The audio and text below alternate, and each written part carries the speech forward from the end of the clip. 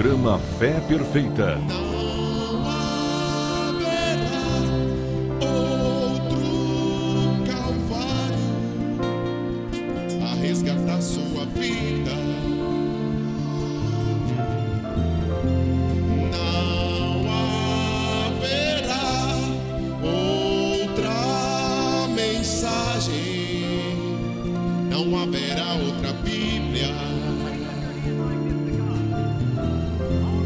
Não haverá outro profeta a te mostrar a saída.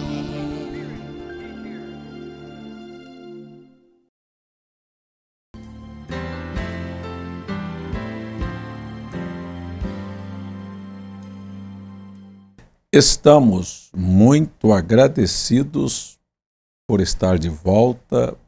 Para mim é um presente da parte de Deus poder falar de coração para coração sobre as grandes verdades reveladas na Bíblia.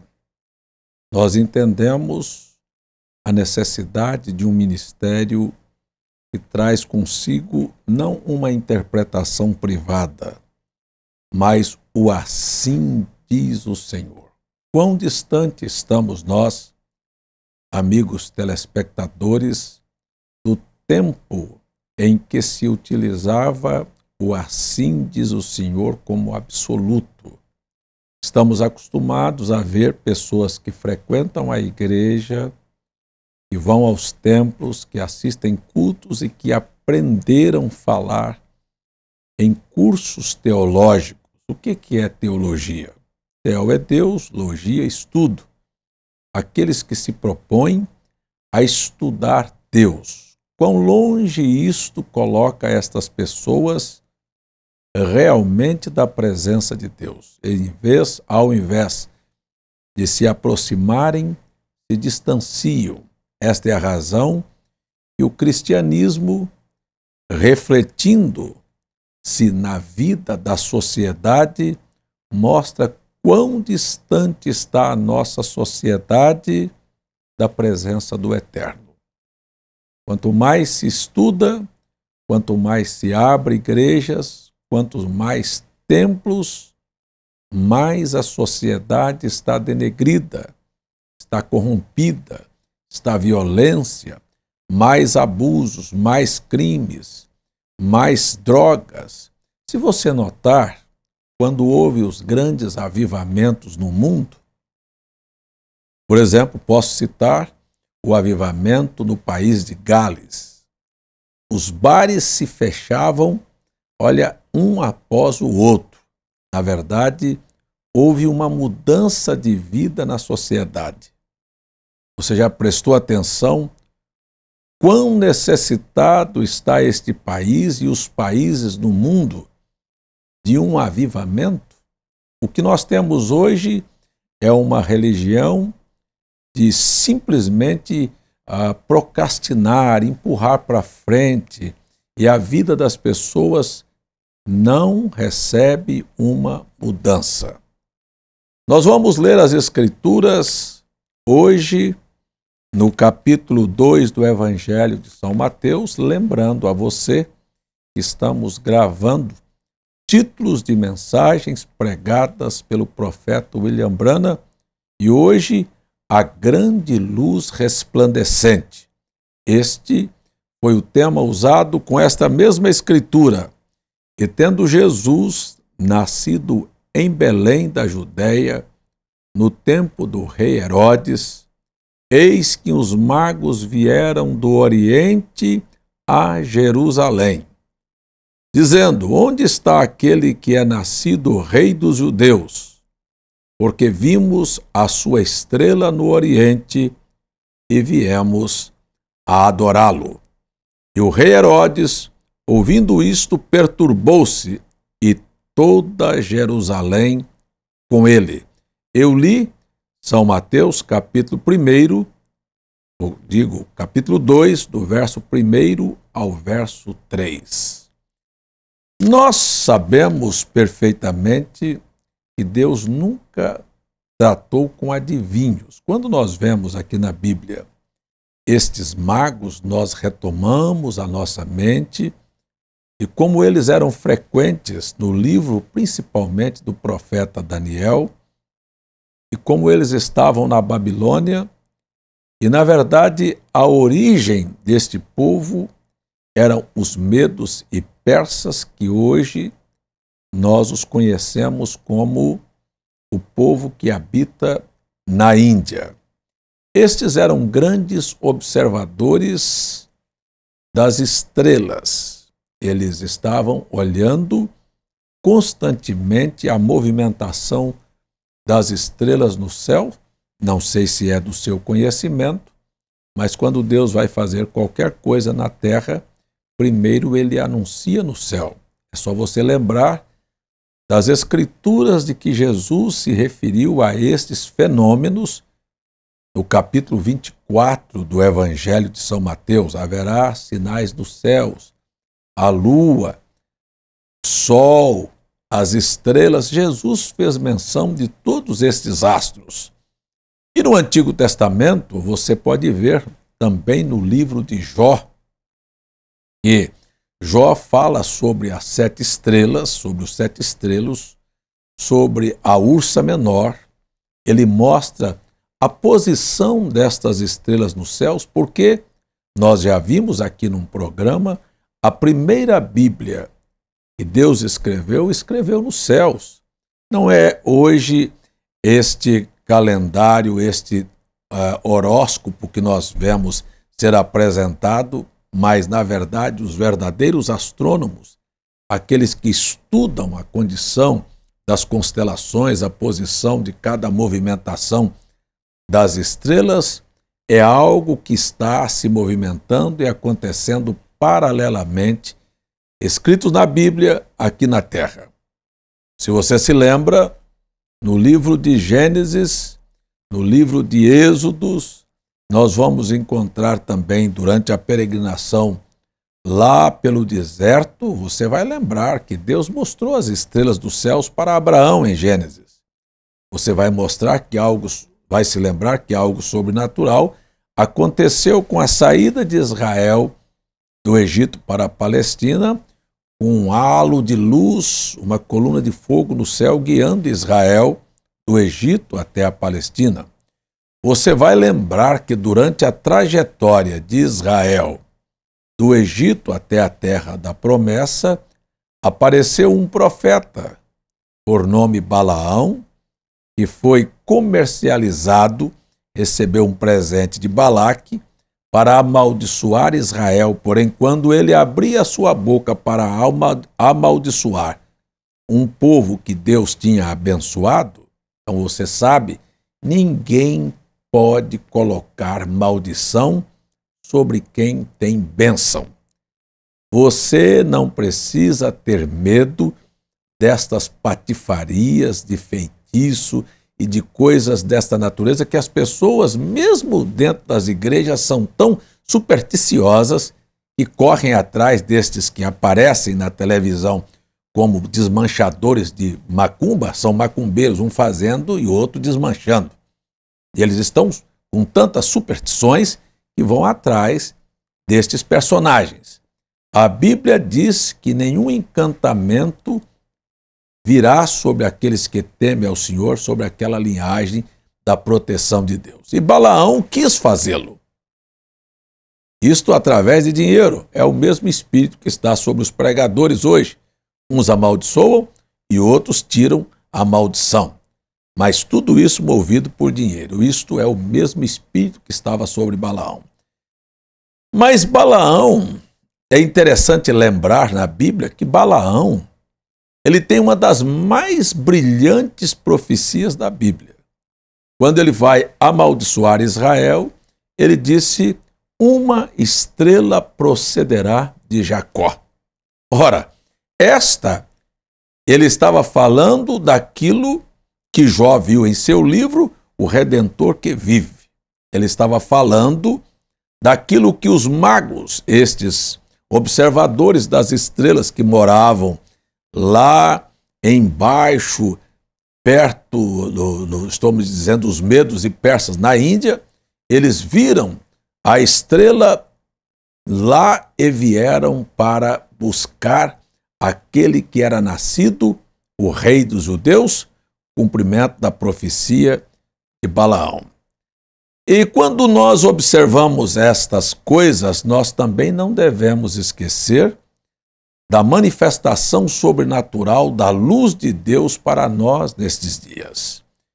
Aproximou-se durante 2 anos de peregrinação. Talvez você pense, a Igreja Católica fez isto e a maioria do povo pensa que os magos vieram do Oriente para o Ocidente para encontrar o rei dos judeus e a Igreja fez Jesus, um pequeno garoto dentro de uma manjedoura, uma criança recém-nascida. Porém, se você observar a Bíblia, Herodes interrogou aqueles magos: quando foi que você viu e observou o aparecimento desta estrela? Disseram 2 anos. Veja que ele inquiriu o tempo, ele ficou sabendo exatamente o tempo em que a estrela apareceu. Eu queria só que você lembrasse que aqueles homens viajaram 2 anos do Oriente para o Ocidente. Uma gestação são 9 meses, não seria 2 anos. Isto prova que quando ele veio e quando ele o encontrou, ele já era um garoto e não um recém-nascido. Este é um engano, mais um engano elaborado pelo catolicismo.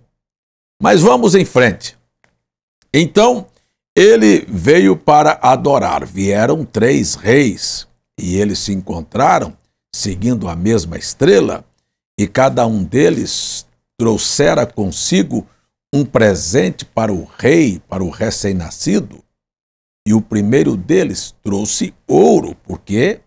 Porque ele estava vindo tratar com o rei dos judeus. E ali estava uma coisa que ele estava fazendo, porque, na verdade, o ouro nas Escrituras sempre apontou para a divindade. E ali ele veio atestar que o rei dos reis, não é simplesmente rei dos judeus, porque há uma coisa que gostaria até de que você tivesse conhecimento.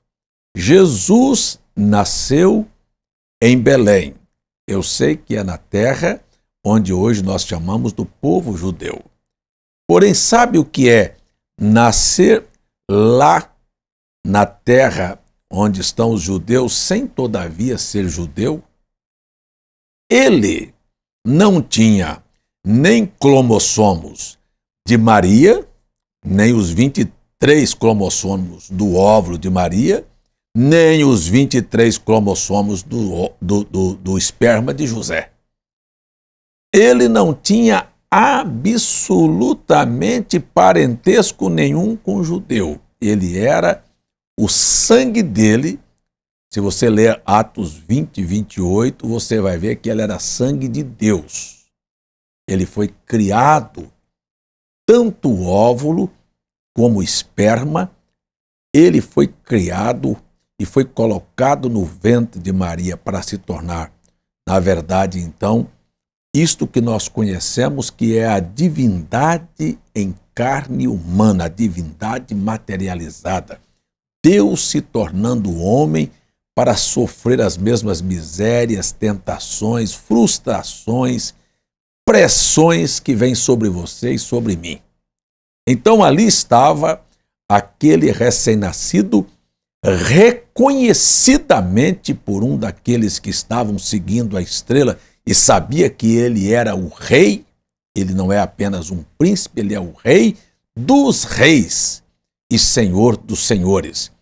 Seu nome entre os homens se chamou Jesus, mais tarde recebeu publicamente a adoção e passou-se a se chamar Jesus o Cristo, o ungido, o prometido, o redentor da humanidade. Este é o Jesus que nós estamos anunciando neste programa. O outro mago que se prostrou diante dele trouxe incenso. Por que incenso? Você vai lembrar que, na verdade, ele é este cheiro agradável. Sabe de uma coisa? O pecado fede. Se você pegar um ser humano, você que está em casa me assistindo, você sabe que eu estou dizendo a verdade. O ser humano é uma fedentina. Se você não escovar os dentes, seu hálito é fétido. Olha, seu suor é fétido, suas axilas são fétidas, você é um ser fedorento, mas ele é o bom cheiro de Deus. Sabe o que é exalar um cheiro agradável, um espírito manso, uma natureza extremamente bondosa, livre de todas as pressões e todas estas coisas que o ser humano é característico? Então, o outro trouxe incenso para dizer, olha, nunca houve, nunca haverá um semelhante a estes. Isto é a manifestação e a revelação que cada um daqueles homens tinham do rei que estava nascendo em Belém. Por que nasceu em Belém?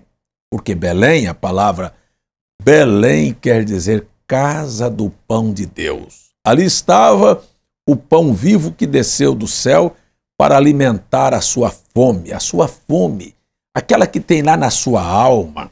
Olha, que o futebol não sacia, que a novela não sacia, que os bailes, que as drogas. Sabe por que um homem bebe, fuma, farra? Ele está em busca, ele tem uma fome de encontrar alguma coisa que sacia, que faça ele uma pessoa feliz e satisfeita com o viver. Está sempre tentando inovar. E quando essas coisas chegam a um lugar de frustração, então tem que dar um passo maior. Vem para a orgia, para os bacanais, para o sexo e para, finalmente, a droga. E quando não conseguem nada com a droga, vai-se para as overdoses e então é um suicídio premeditado. Você pode analisar, mas Cristo tranquilamente viveu aqui como humano, neste mundo, sem nenhuma pretensão, sem nenhuma ansiedade, sem nenhuma vaidade, simplesmente vivendo aqui satisfeito, porque ele era realmente o pão que desceu do céu para dar alimento para mim e para você, trazer a paz, a segurança, a felicidade, o descanso, a certeza de uma vida que começa após a morte. E ele foi reconhecido. O outro trouxe consigo mirra. A mirra é uma especiaria que, na verdade, era muito cara, era para um rei, mas ela também tem um sabor amargo. Isto mostrava que Cristo iria padecer, mostrou o tipo de morte que ele ia sofrer. Eu acho que a maior morte que Cristo veio a sofrer foi, sabe, aquela coisa que é característica do ser humano, até de querer ser o amanhã. O amanhã não existe, o amanhã é algo supérfluo, o amanhã é algo abstrato, como o passado também é uma coisa que não existe, ela ficou para trás, ela é simplesmente virtual. Você não pode pegar o passado e nem o futuro. E Cristo, sendo onipresente, onipotente, e conhecendo antecipadamente as coisas e sabendo tudo o que ficou para trás, o que as pessoas até escondem e não quer que outros saibam, ele sabia tudo isso. Acho que a maior das pressões que Cristo sofreu foi conhecer o passado das pessoas, foi saber o destino que elas tomariam, foi não antecipar aquilo que ele veio fazer aqui na terra. Até a Maria chegou e veio para antecipar e pediu para colocar água e obedecê-lo, e ele disse: mulher, ainda não é chegada a minha hora. Ele sabia a hora certa para agir. Esta foi um dos grandes sofrimentos, que é o meu e o seu, que chama-se ansiedade. Ele pôde conter-se nestes momentos. Eu acho que a cruz os pregos, as chicotadas, todas estas coisas os profetas já haviam falado que ele haveria de sofrer.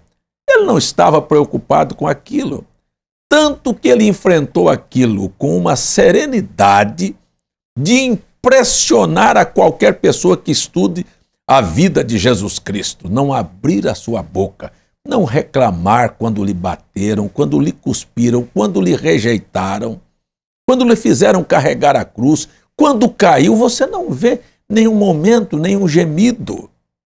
Estava ali representado na mirra o sofrimento que é passar aqui por esta vida e terminar como ele terminou, consciente que ele não estava derrotado, mas que ele tinha derrotado a Satanás. Eu amo muito as Escrituras, eu amo muito Paulo, quando descreve isto na carta aos Filipenses, quando ele diz claramente que Cristo rasgou a cédula do pecado, que Cristo reduziu publicamente todos os poderes de Satanás, destituindo-o de seus poderes. Ele não tem direito sobre a vida das pessoas, ele não tem direito nenhum. Ele é um invasor, um impostor, mas direito adquirido ele não tem, porque Cristo pagou o preço do pecado original. Eu amo estas Escrituras e você vê os magos seguindo esta luz, e eu gostaria que você seguisse esta luz também, porque na verdade, quando Cristo vem, aquela estrela apenas anunciou no céu o que ele seria na terra, a luz que alumiaria a todos os seres humanos. Eu amo a Escritura quando diz que aqueles seguidores da lei, que na verdade estavam em trevas, eles jogaram aquela mulher adúltera aos pés de Jesus, que riscava no chão tranquilamente. Disse: a lei diz que esta mulher deve ser apedrejada. O que tu dizes? Tranquilamente, serenamente, ele virou para aqueles acusadores e disse: quem não tiver pecado, seja o primeiro a tirar a pedra. Talvez você não tenha crime de estupro, mas você já mentiu, você é um pecador. Talvez você não seja um facínora, mas você tem contra si tanta hipocrisia e tanta coisa que te colocaria no inferno, e às vezes você quer condenar o seu semelhante. Mas sabe de uma coisa? Ele disse quem não tiver pecado. Ele não disse quem não tiver pecado de adultério. Quem não tiver pecado. E foi saindo de um por um, e ficou ele que não tinha pecado. E quem não tem, não acusa. Ele tinha a solução para o problema. Ele olhou para a mulher e disse: eu também não vou te condenar. Eu quero que você vá e não peques mais. Esta oportunidade é a oportunidade que Deus deu a mim e dá a você que está em casa me assistindo também. Vá e não peques mais. Deixe de fumar, deixe de beber, deixe de mentir, deixe de hipocrisia, deixe de adultério, deixe de ser falso, deixe de ser vadio, deixe de roubar, deixe de planejar crimes, deixe a droga, deixe o crime, deixe de passar por cima dos ensinamentos de Jesus, mesmo carregando a Bíblia, indo para a igreja. Deixe os seus olhos que estão carregados de adultério receber um colírio de Deus. Deixe esta língua peçonhenta que fala sem parar receber um toque da brasa que ele colocou na boca do profeta Isaías. Sabe, os magos viram. E a Escritura diz então que quando a mulher levanta e vai embora, lá na frente, Lucas relata este fato dizendo que ela olha para trás e ele está de braços abertos, como está para você, como abriu para mim, como chamou os cansados e oprimidos para ser aliviados. Ele disse assim: aquele que me segue não andará em trevas, eu sou a luz do mundo. Os magos a viram nos céus, agora uma prostituta estava enxergando a luz aqui na terra. Oxalá que esta luz que apareceu aos magos possa cruzar seu caminho também, ser uma luz nova na sua vida, sinalizar que ainda há esperança, sinalizar uma oportunidade, sinalizar uma mudança, como foi para a vida daquela mulher. Eu quero lembrar que o profeta Daniel disse que aqueles que pregam, aqueles que mostram estas verdades e conhecem estas coisas, eles brilham. E aí Jesus pegou a homens pecadores como mim, como eu e como você, como eu e os apóstolos, e disse claramente: vocês também devem ser a luz do mundo. Esta luz que brilhou continua e deve brilhar. É uma pena que o mundo chamado cristão não está brilhando mais. As trevas tomaram conta e a religião faliu e a luz foi absorvida pelas trevas. Onde está o povo que brilha, que mostra que Jesus Cristo não é um mito, que Jesus Cristo vive através de seres humanos e quer ajudar o seu semelhante? Este é o Evangelho. Fora disto, tudo é engano, tudo é trevas. Eu gostaria que esta luz resplandecente, esta grande luz, pudesse entrar na sua casa, na sua vida e transformar sua vida tenebrosa naquilo que é a grande esperança de Deus. A esperança de Deus foi Cristo vir para morrer em seu lugar. Para quê? Para que você continuasse em trevas? Não. Para que você fosse a esperança, tanto daqui na terra, como também a esperança da glória eterna. Jesus ama você e a eternidade sem você seria uma eternidade vazia. Deus dá muito valor na vida de um pecador, pois amou o mundo de tal maneira que deu seu Filho para que todo aquele que nele crê não pereça, mas tenha vida eterna. Vamos orar? Peça a Deus para que esta luz ilumine a sua vida, sua família, seus filhos, seu lar, e caminhemos na luz como Ele na luz está. Pai, apresentamos a vida, o lar, os passos e as decisões de cada um de nós. Como Tu guiastes os magos através daquela estrela, guia as nossas vidas através de Jesus Cristo, Teu Filho amado. E abençoe a todos aqueles que Te buscam e querem esta luz para a sua vida, para passos e decisões que teremos que dar aqui na terra. Peço e agradeço em nome de Jesus Cristo. Amém.